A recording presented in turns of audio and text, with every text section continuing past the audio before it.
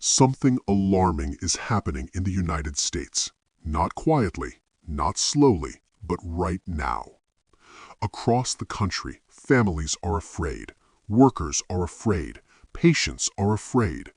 And the fear is not coming from criminals, it is coming from the very institutions that are supposed to protect the law.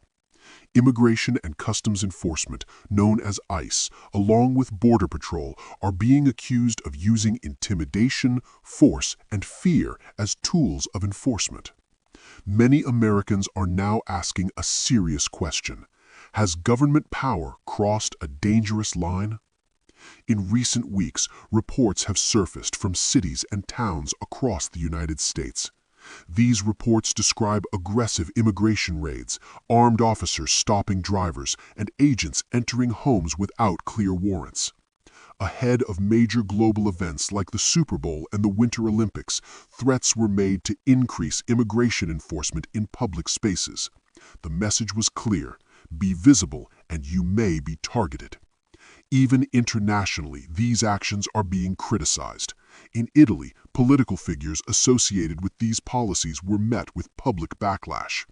Fear is spreading, and fear changes how people live. Let us look at what people are witnessing on the ground. In Memphis, Tennessee, video footage shows federal officers kicking a dog during an enforcement operation.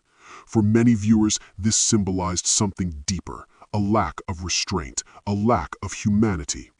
In Minneapolis, agents were seen pointing firearms at drivers during traffic stops.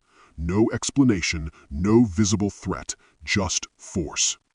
In Texas, reports describe officers opening doors and entering homes, leaving families terrified and confused. When citizens attempted to record these encounters, some alleged they were met with intimidation or violence.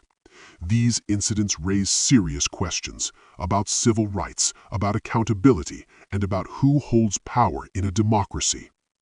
But perhaps the most disturbing impact is happening in hospitals and clinics.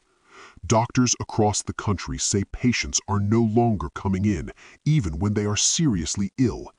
People with infections, appendicitis, chronic conditions, they are staying home. Not because they want to, but because they are afraid of being detained. In one tragic case, a woman named Renee Good reportedly died after being denied timely medical care during an enforcement action. Professionals say this violates the most basic principles of healthcare. No one should fear arrest while seeking life-saving treatment. Dr. Matt Klein, a physician with over 35 years of experience, shared his perspective. He says he has never seen anything like this.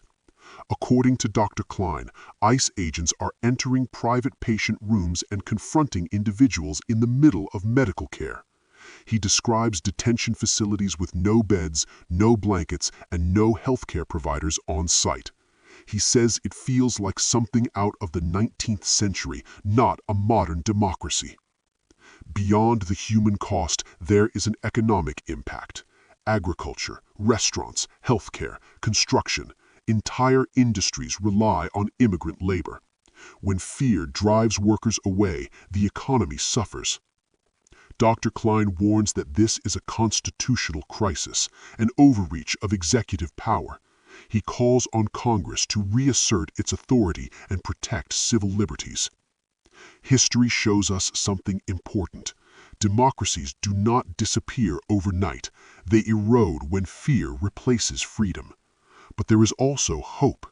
Across the country, people are standing up peacefully, demanding dignity, demanding accountability. If you believe this conversation matters, like this video, subscribe, and share it with others.